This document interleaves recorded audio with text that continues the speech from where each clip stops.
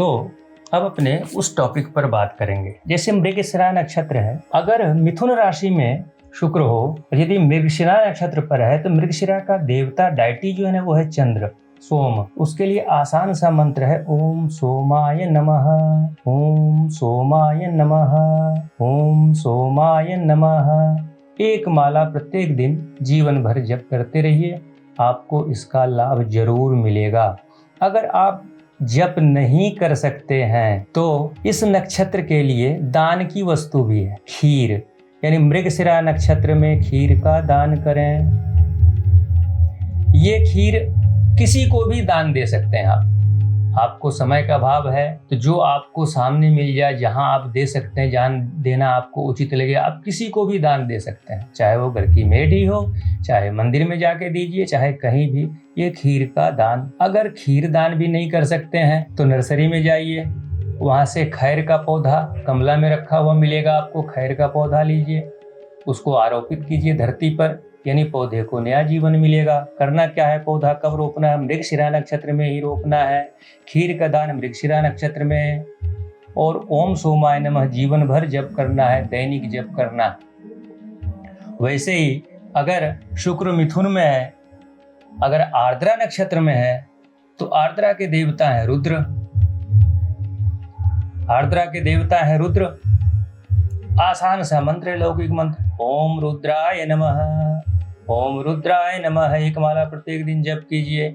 अगर आपका सामर्थ्य है, जीवन में कम से कम एक बार आर्द्रा नक्षत्र में काली गाय का दान कीजिए। गाय दान देने का एक नियम है, एक मर्यादा है कि आपको सवत्सा यानी बछड़े के साथ सदुग्धा दूध देने वाली गाय दान करनी चाहिए। आजकल किसी को गाय दान का बताते हैं उपाय ना, तो वो क्या करते हैं, आसान सा उपाय जाते हैं गौशाला में कि 100 रुपया दे के 1100 रुपया दे के गाय गौशाला से लिए और फिर वहीं का वहीं दान दे देते हैं। इससे अच्छा तो दान मत करो भाई। और फिर उसका जो वृक्ष है प्रकृति से संबंधित नक्षत्र का है, वो है कृष्णागरु। कृष्णागरु वृक्ष वो जमीन पर आरोपित कर दीजिए, कुछ दिन उसकी सेवा कीजिए, कम से कम जड़ पकड़ ले, घेर दीजिए। घर के पास में नहीं लगाना, किसी मंदिर के पास लगा दीजिए, किसी सड़क किनारे लगा दीजिए, नदी किनारे लगा दीजिए, जंगल झाड़ में लगा दीजिए, कहीं भी, ताकि वो जल्दी से डिस्टर्ब नहीं हो। उसके बाद अगर शुक्र पुनर्वसु नक्षत्र में है, पुनर्वसु का देवता जो है वो अदिति, देव माता अदिति, उसका मंत्र है ओम आदित्य नमः, ओम आदित्य नमः। अज्ञानतावश कई लोग ना इसको आदित्य समझ लेते हैं, ओम आदित्य नमः। आदित्य मतलब तो सूर्य हो गया, नहीं, ओम आदित्य नमः। दैनिक जप करना है एक माला। दान करना हो उड़द या तिल, पुनर्वसु नक्षत्र में ही उड़द या तिल का दान कीजिए। सस्ती चीज है, ज्यादा महंगी नहीं है। जब इच्छा हो तभी की, मतलब हर महीने कर सकते हैं तो जीवन भर कीजिए, नहीं कर सकते हैं जब जब इच्छा हो, जब जब सुविधा हो तब तब कर दीजिए, लेकिन करना पुनर्वसु नक्षत्र में ही है। और वृक्ष बांस, बांस को आरोपित कर दीजिए जमीन पर, थोड़ी दिन सेवा कर दीजिए, अपने से जड़ पकड़ लेगा, फिर जल्दी से बांस का वंश खत्म नहीं होता, एक से दूसरा, दूसरे से तीसरा ऐसे निकलते रहता है। अगर शुक्र तुला राशि में हो, तुला में, तो चित्रा, स्वाति या विशाखा इन तीन में से किसी नक्षत्र में होगा। यदि शुक्र चित्रा नक्षत्र में है, चित्रा का देवता त्वष्ट्रा, जिसको विश्वकर्मा बोलते हैं। आसान मंत्र है ओम त्वष्ट्रे नमः, ओम त्वष्ट्रे नमः, ओम त्वष्ट्रे नमः। और दान वस्तु पीत वस्त्र, पीला वस्त्र, चित्रा नक्षत्र में पीले वस्त्र का दान करना, चाहे वो रुमाल ही क्यों नहीं, आपका जितना सामर्थ्य हो, या तो ये मंत्र जप कीजिए या ये चित्रा नक्षत्र में पीला वस्त्र का दान कीजिए, दोनों कर सकते हैं तो बहुत अच्छा। अगर वृक्ष का सेवा करना हो तो बेल का वृक्ष जमीन पर आरोपित कर दीजिए, कुछ दिन सेवा कीजिए, जल दीजिए, जानवर नहीं खा जाए उसको, वो सूख नहीं जाए, बहुत ही पुण्य मिलेगा उसका, लेकिन करना चित्रा नक्षत्र में। मंत्र दैनिक जप करना है, दान और वृक्ष जो है वो पर्टिकुलर उसी नक्षत्र में करना है। अगर आपका शुक्र स्वाति नक्षत्र में हो, एक चीज और बता दे रहे हैं, अगर लग्न भी स्वाति, चलो वो नेक्स्ट वीडियो में बताएंगे। अगर शुक्र स्वाति नक्षत्र में हो तो स्वाति का देवता है वायुदेव, और उसका मंत्र है ओम वायवे नमः, ओम वायवे नमः। जब भी संभव हो, अगर सामर्थ्य हो तो लाल गाय, स्वाति नक्षत्र में लाल गाय दान कर दीजिए, सारा ही दोष दूर हो जाएगा, शुक्र अनुकूल फल देगा।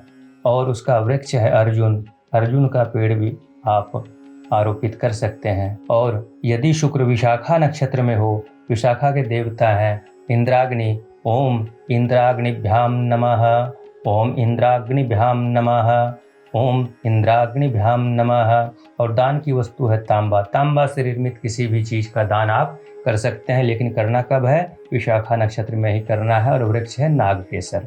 वैसे ही शुक्र यदि कुंभ राशि में हो, कुंभ राशि में भी 3 नक्षत्र धनिष्ठा, शतभिषा और पूर्वा भाद्रपद है। तो धनिष्ठा में यदि शुक्र हो, धनिष्ठा के देवता का नाम है वसु और उसका आसान मंत्र है ओम वसुभ्यो नमः, ओम वसुभ्यो नमः। और दान की वस्तु है रजत, स्वर्ण या रजत, सोना या चांदी, मात्रा कुछ भी हो सकता है, जितना आपका सामर्थ्य हो। और वृक्ष है शमी।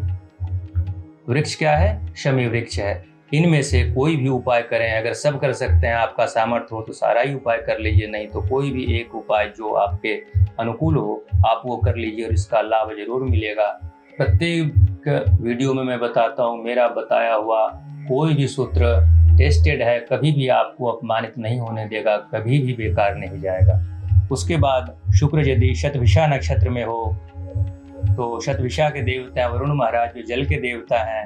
आसान सा मंत्र है ओम वरुणाय नमः, ओम वरुणाय नमः, ओम वरुणाय नमः। दैनिक एक माला दैनिक आपको जपना है। और दान की वस्तु है शक्कर और पेड़ है इसका प्रकृति से संबंध है कदम्ब वृक्ष। अगर शुक्र पूर्वा भाद्रपद नक्षत्र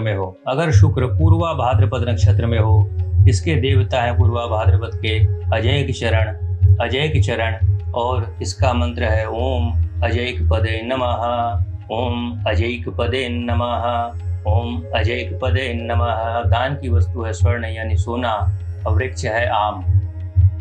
अगर किसी का लग्न पूर्वा भाद्रपद में हो, देखा गया उसके पाँव में तकलीफ होती है, ये एक्स्ट्रा इस वीडियो में आपको बता रहा हूँ, देखा गया है उसके पाँव में तकलीफ होती है, कारण चाहे कुछ भी हो, किसी को कम उम्र में ही शुरू हो जाता है, किसी का एज होने के बाद होता है। अजैक पदे नमः। आशा करते हैं कि आपको हमारा ये उपाय बहुत अच्छा लगा होगा। आपको जो भी अनुकूल लगे, 3 तरह का उपाय मैंने बताया आपको, जप, दान और वृक्ष प्रकृति का सेवन, इनमें से जो आपको सुटेबल लगे आप वो कीजिए और आपको इसका लाभ जरूर मिलेगा। और आप लोग थोड़ा सा कोऑपरेट कीजिए, सहयोग कीजिए।